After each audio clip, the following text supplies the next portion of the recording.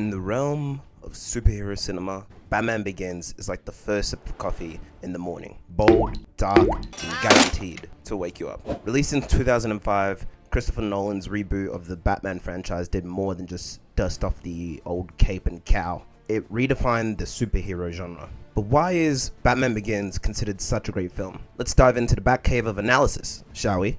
Oh yeah, sure, why not? I love the way Christopher Nolan brought his vision to life with this film. Nolan's vision was simple. Batman is not a joke. He's not a guy in tights. He's a symbol and a legend. Batman Begins focuses on Bruce Wayne's transformation from billionaire playboy into Gotham's Dark Knight. It takes its time to build up his character, making the audience care about Bruce before he even dons the cape.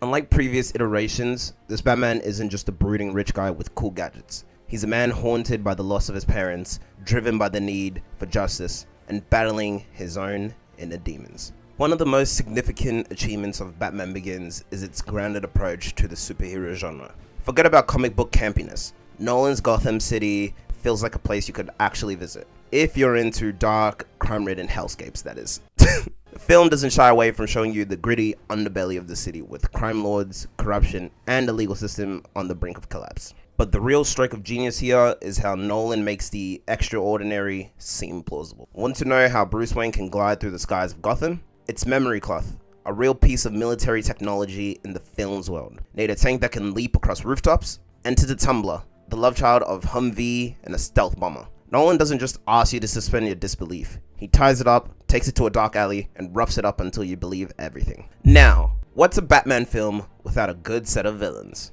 Just nothing. Batman Begins serves up a rogues gallery that would make even Arkham Asylum blush. We have Ra's al Ghul, the mastermind with a taste for ancient philosophy and mass murder. Raj isn't your typical mustache-twirling villain. He's more like that really intense college professor who thinks society needs a hard reset via the plague. He believes Gotham is beyond saving and is ready to raze it to the ground for the greater good. Talk about tough love.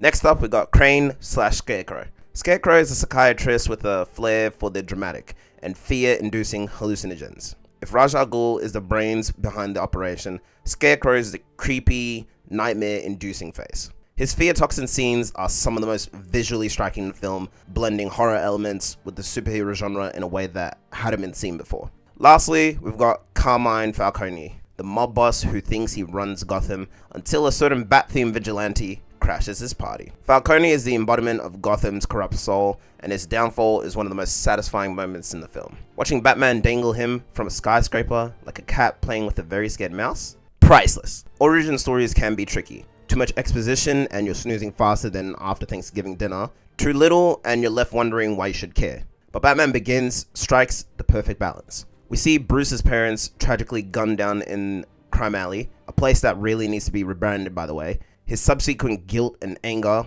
and his quest for justice that takes him from the underworld of Gotham to the mountaintops of Asia. The film does an excellent job of showing how each aspect of Bruce's journey contributes to the creation of Batman. His time with Ra's al Ghul teaches him the importance of fear as a tool. His return to Gotham solidifies his resolve to fight crime, and his discovery of the Batcave and Wayne Enterprises' tech stash provides him with the tools to do it. By the time Bruce finally declares, "I'm Batman, you're all in," this is no longer just a man in a costume. It's a symbol, a beacon of hope for a city on the edge of despair. It would be a crime to talk about Batman Begins without mentioning its stellar cast. Christian Bale brings a level of intensity to Bruce Wayne/Batman that previous actors only hinted at. He's brooding without being boring, intense without being over the top, except for maybe when he's growling, "Swear to me," but we'll let that slide. I love how Cillian Murphy plays the horrifying Scarecrow and unnerving Crane and manages to keep a fine line between them. Everything from his facial movements to even the way he spoke was engaging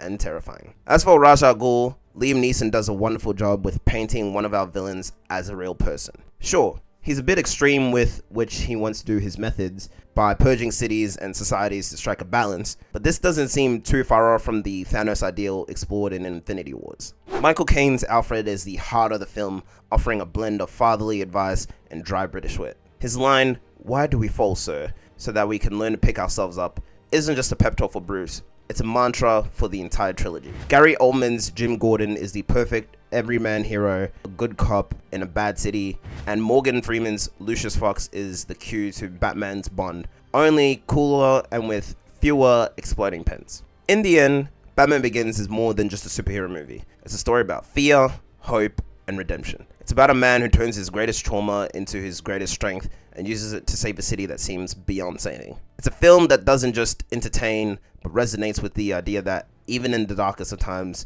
there's a hero who can rise. And let's be real, it also paved the way for The Dark Knight, which, as we all know, is a whole nother level of cinematic greatness. But that's a story for another video essay / review, so y'all are just gonna have to wait on that for now.